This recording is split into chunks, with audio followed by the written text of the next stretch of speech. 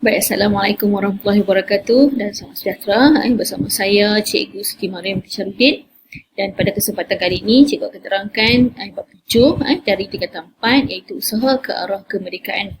Jadi Cikgu akan terangkan subtopik yang pertama pada kali ini, iaitu 7.1 latar belakang idea negara merdeka. Baik, standard kandungan untuk subtopik ini iaitu 11.1.1, iaitu memerihalkan latar belakang idea negara merdeka. Dan kriteria kejayaan di akhir penerangan cikgu sebentar nanti diharapkan murid dapat memperihalkan pertumbuhan persatuan dan parti politik yang wujud sebelum merdeka, dan juga murid dapat menyatakan tujuan dan matlamat penubuhan persatuan dan parti-parti politik ini. Baik, paparan ini menunjukkan kronologi dari segi tahun bermula 1938 sehinggalah ke 1951, kesatuan dan juga parti politik yang diwujudkan. Dan kesemua ini adalah bertujuan untuk menggerakkan usaha ke arah mencapai kemerdekaan di tanah Melayu. Baik, kita mulakan dengan Kesatuan Melayu Muda yang ditubuhkan pada 1938, dan kesatuan ini dipimpin oleh Ibrahim Haji Yaakob, dan tujuan kesatuan ini diwujudkan iaitu memperjuangkan kemerdekaan tanah air melalui konsep yang dikenali sebagai konsep Melayu Raya. Jadi apa dia konsep Melayu Raya ini? Iaitu penyatuan bangsa dan dunia berdasarkan aspek persamaan daerah, darah, kebudayaan dan bahasa yang menjadi satu rumpun yang sama, iaitu Melayu. Jadi KMM ini diharamkan. Walau macam mana pun, idea yang dibawa oleh KMM ini telah diperjuangkan oleh Kesatuan Rakyat Indonesia Semenanjung dan juga Parti Kebangsaan Melayu Melaya.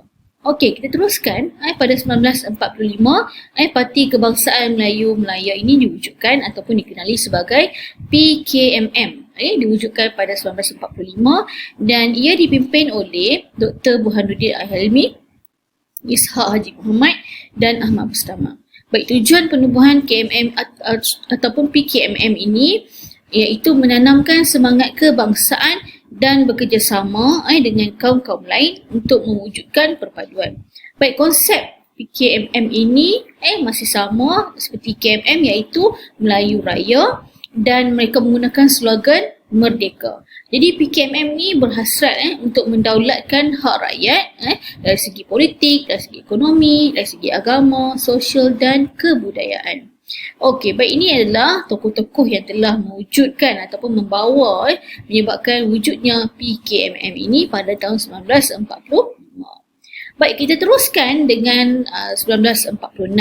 Jadi kalau kita tengok sebelum ni KMM dan juga PKMM telah mencetuskan idea kemerdekaan ini bukan setakat di Semenanjung tetapi di Sarawak dan juga di Sabah.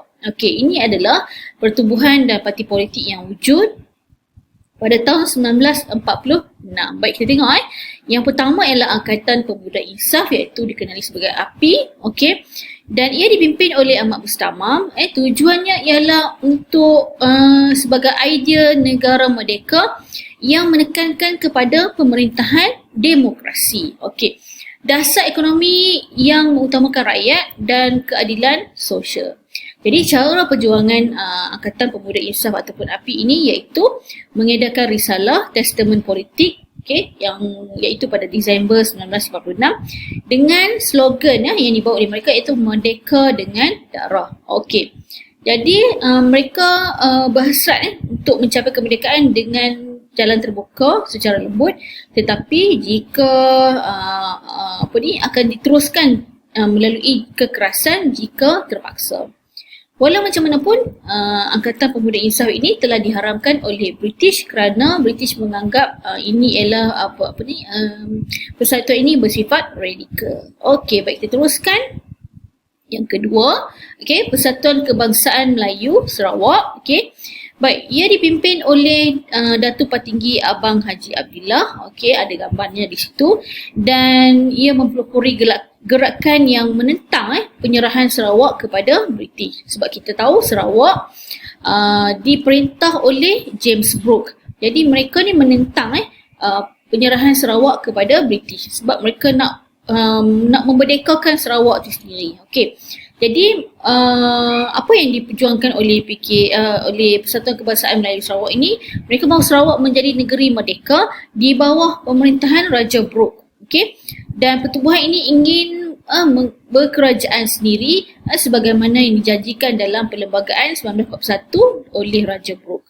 Okey, baik, kita teruskan, iaitu Pergerakan Pemuda Melayu yang ditubuhkan pada tahun yang sama 1946, iaitu di Sibu Sarawak yang dikenali sebagai PPM. Dan tujuannya ialah untuk juga yang sama, untuk memerdekakan Sarawak.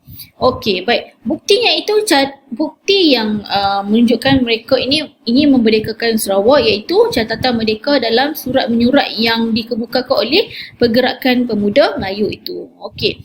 Baik, seterusnya rukun 13. Rukun 13 ini merupakan satu pakatan sulit dan dalam rukun 13 ini mereka telah berpakat dan dengan nekat untuk membunuh Gubernur pegawai British Datuk Melayu yang menyokong penyerahan Sarawak ni kepada British. Okey, baik, teruskan. Okey. Seterusnya, pada tahun 1946 juga diwujudkan United Malays National Organisation ataupun dikenali sebagai UMNO. Jadi UMNO ni dipimpin oleh Datuk Onn Jaafar. Okey. Okey, pada tahun 1946 slogan UMNO menggunakan slogan Hidup Melayu. Okey. Jadi apa maksud Hidup Melayu? Yang pertama, mereka menentang Melayu Union. Yang kedua, mereka menyatukan, UMNO ni menyatukan orang Melayu. Yang ketiga, mereka mempertahankan hak bangsa Melayu dan kedudukan Raja-Raja Melayu. Okey, itu slogan Hidup Melayu 1946. Walau macam mana pun, pada 1951 slogan ini diubah kepada Merdeka. Apa maksud merdeka? Iaitu memperjuangkan kemerdekaan tanah Melayu melalui kaedah perundingan. Okey. Baik, pada tahun 1946 juga telah wujud Parti Kebangsaan Melayu Labuan ataupun dikenali sebagai PKML dan ia dipimpin oleh Tengku Nordin dan Zakaria Gan. Okey, matlamat dia iaitu menuntut Sabah dimerdekakan daripada British melalui tindakannya macam mana? Dengan dasar tidak bekerjasama dengan penjajah. Dan mereka melaungkan slogan Hidup Melayu Merdeka. Okey, itu masih yang tahun yang sama 1946.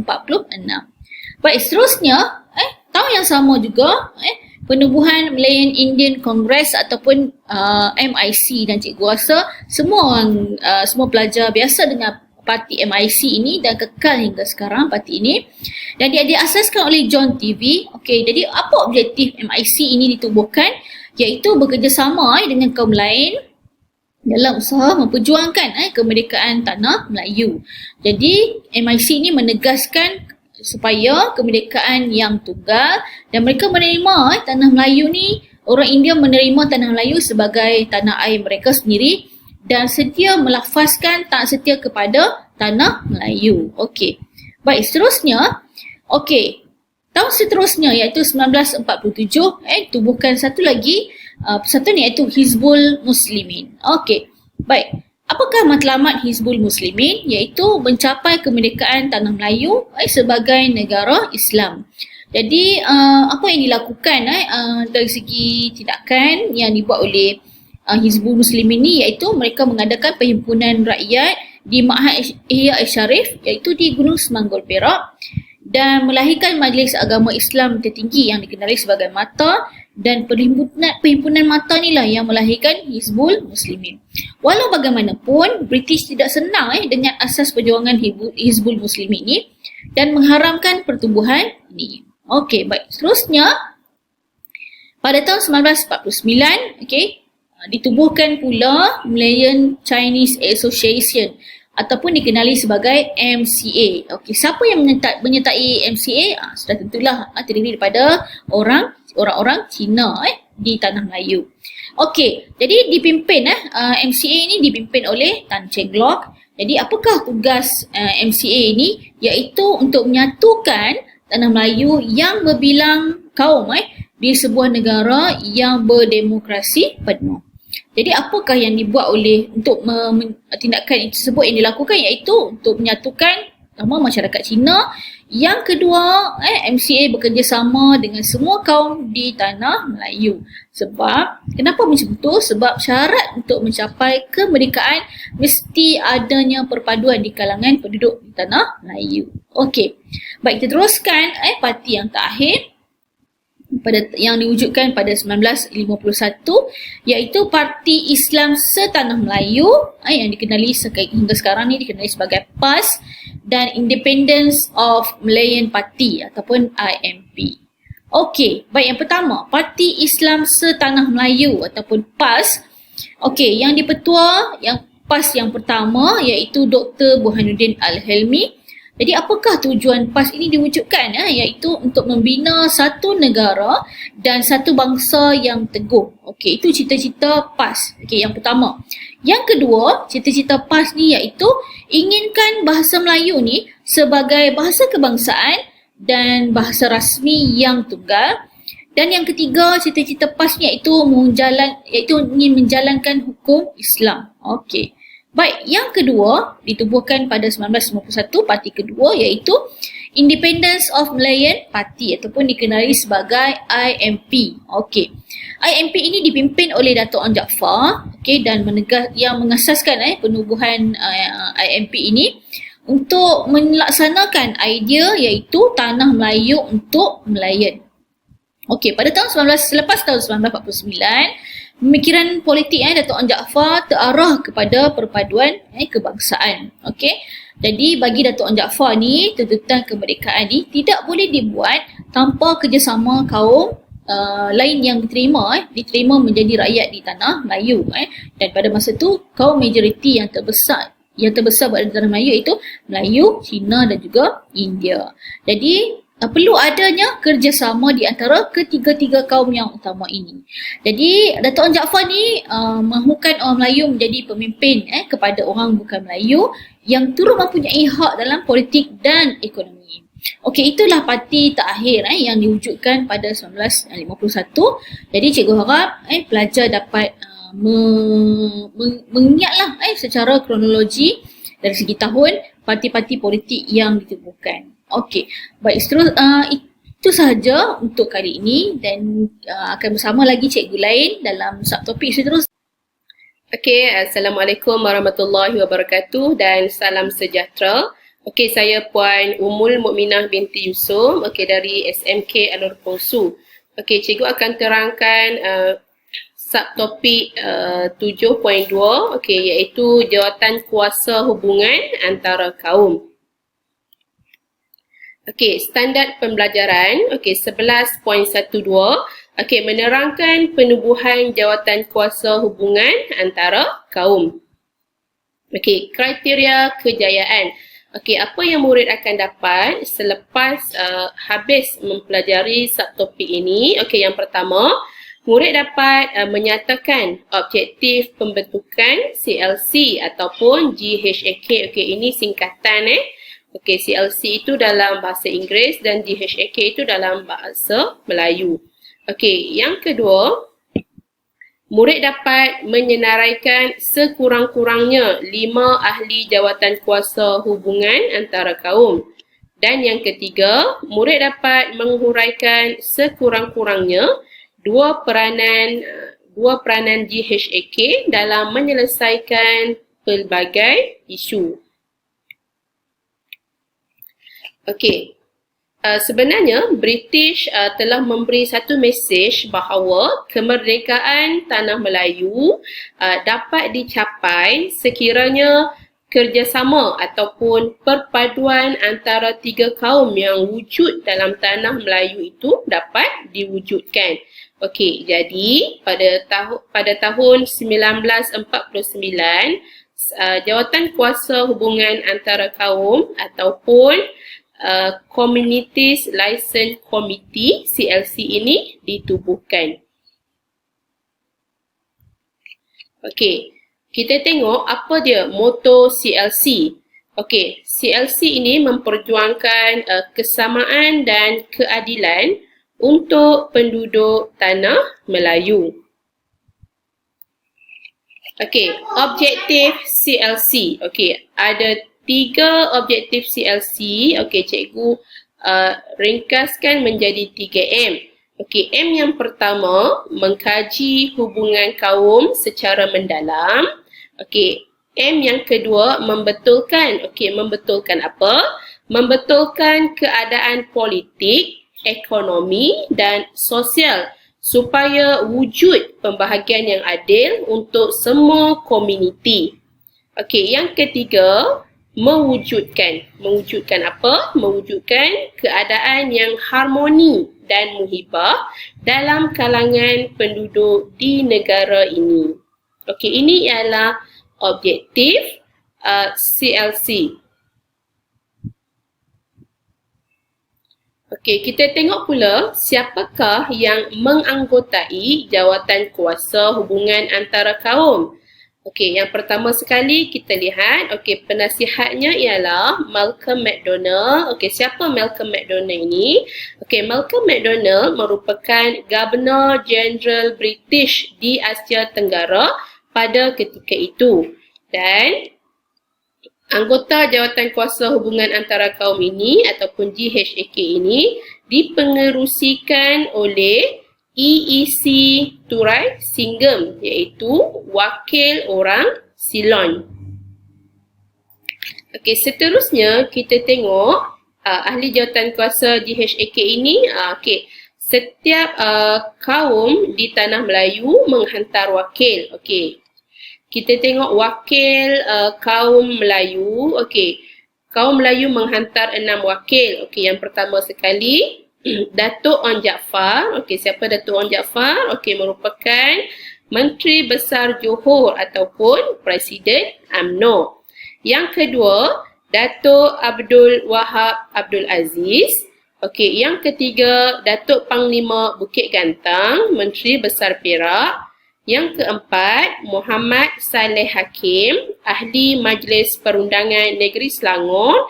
Yang kelima, Dr. Mustafa Osman, Ahli Jawatan Kuasa Kerja UMNO. Dan yang keenam, Zainal Abidin Haji Abbas, iaitu Setiausaha Agung UMNO.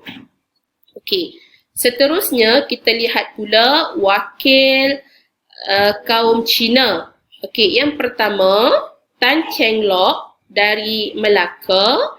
Yang kedua, Li Tiangkeng dari Pulau Pinang.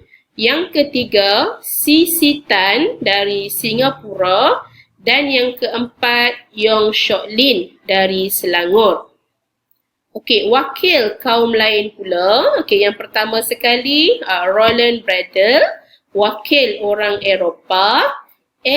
L.R. Doraisamy Iyer, wakil kaum India.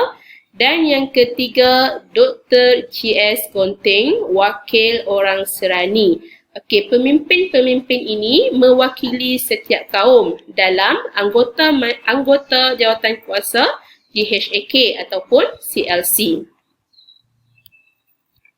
Okey, seterusnya kita lihat apakah peranan GHAK dalam menyelesaikan pelbagai isu.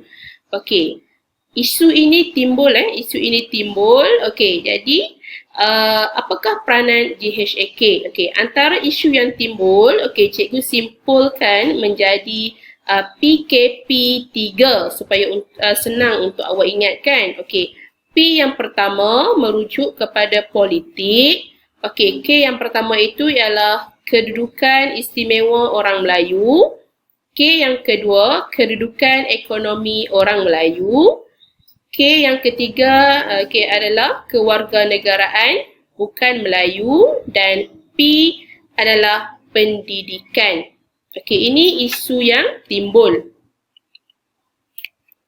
Okey, isu yang dihadapi antara kaum. Okey, di Tanah Melayu ada 3 kaum yang besar, jadi isu-isu inilah yang timbul.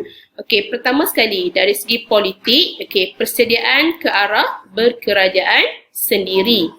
Okey, yang kedua, kedudukan istimewa orang Melayu. Jadi, orang Melayu ini menuntut supaya kedudukan istimewa sebagai penduduk asal rantau alam Melayu.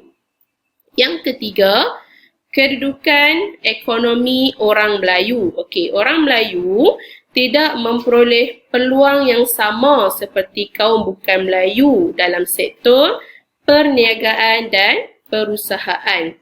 Okey, yang keempat, kewarganegaraan bukan Melayu. Okey, ketegasan orang Melayu terhadap pemberian syarat kewarganegaraan kepada kaum bukan Melayu. Dan yang terakhir sekali, sistem persekolahan yang berbeza-beza mengikut kaum menggunakan bahasa pengantar, buku teks dan sukatan pelajaran yang berlainan. Okey, kita tengok dengan lebih terperinci isu politik. Okey, persediaan ke arah berkerajaan sendiri. Okey, jadi apakah peranan CLC? Okey, CLC ini dia mencadangkan supaya memberikan pengalaman pilihan raya secara berperingkat kepada penduduk tanah Melayu. Okey, kesannya apa? Kesan ke arah perpaduan kaum. Okey, jadi pilihan raya telah diadakan pada peringkat Majlis Bandaran, Majlis Negeri dan juga Majlis Perundangan Persekutuan. Okey, kita lihat pula isu yang kedua iaitu kedudukan istimewa orang Melayu. Okey, tadi cikgu sudah terangkan orang Melayu menuntut supaya kedudukan istimewa sebagai penduduk asal rantau alam Melayu. Okey, apakah peranan CLC? Okey, CLC bersetuju agar orang Melayu wajar mempunyai kedudukan istimewa kerana menunjukkan taat setia yang tidak berbelah bahagi dan mengiktiraf negara ini sebagai satu-satunya tanah air mereka. Jadi, kesan ke arah perpaduan. Okey, yang pertama, kedudukan istimewa orang Melayu di negara ini diperakui, dan yang kedua, kepentingan sah kaum lain juga diiktiraf. Okey, isu yang ketiga, kedudukan ekonomi orang Melayu. Okey, isu yang timbul, orang Melayu tidak memperoleh peluang yang sama seperti kaum bukan Melayu dalam sektor perniagaan dan juga perusahaan. Jadi, peranan CLC ini mereka mencadangkan penubuhan agensi untuk meningkatkan ekonomi dan juga pendidikan orang Melayu. Okey, jadi kesan ke arah perpaduan. Okey, kesannya tertubuhlah Lembaga Pembangunan Industri Desa RIDA pada tahun 1950. Okey, ini merupakan satu tuntutan daripada Datuk Onn Jaafar. Okey, beliau berpendapat bahawa bantuan ekonomi dan kemajuan luar bandar ini perlu sebagai tolak ansur terhadap persetujuan orang Melayu kerana telah melonggarkan syarat kewarganegaraan kepada kaum bukan Melayu. Okey, seterusnya, isu yang keempat iaitu kewarganegaraan bukan Melayu. Okey, isu yang timbul adalah ketegasan orang Melayu terhadap pemberian syarat kewarganegaraan kepada kaum bukan Melayu. Okey, jadi apakah peranan CLC? Okey, CLC bersetuju bahawa kewarganegaraan kepada kaum bukan Melayu penting bagi memupuk taat setia kepada tanah Melayu dan kerjasama dalam kalangan penduduk. Jadi, kesannya syarat kewarganegaraan dilonggarkan untuk memberikan kedudukan politik kepada kaum bukan Melayu dan melahirkan semangat patriotik serta bertanggungjawab kepada negara. Okey, jadi harapannya supaya kaum bukan Melayu ini ada semangat patriotik selepas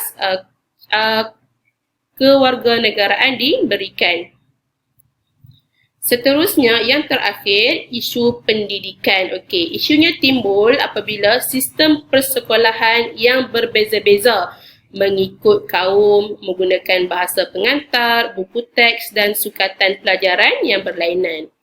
Jadi, apakah peranan CLC? Okey, jadi CLC mencadangkan satu sistem pendidikan yang seragam untuk memupuk kesetiaan dan perpaduan kaum di tanah Melayu. Okey, jadi kesannya apa? Kesannya penubuhan jawatan kuasa pendidikan.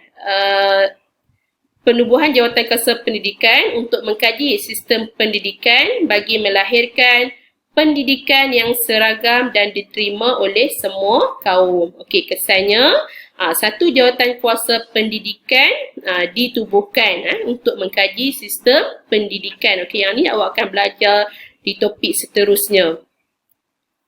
Okey, jadi kesimpulannya, jawatan kuasa hubungan antara kaum memainkan peranan yang berkesan untuk membentuk persefahaman antara pemimpin kaum di tanah Melayu. Okey, yang kedua, penyelesaian isu berkaitan dengan kaum melalui pendekatan muafakat dan bertoleransi adalah penting untuk mewujudkan keharmonian kaum dan memelihara kestabilan politik. Okey, yang ketiga, penyelesaian masalah melalui perundingan yang dilakukan oleh pemimpin kaum sewajarnya diteladani untuk mengukuhkan persefahaman dan kesejahteraan masyarakat di negara kita.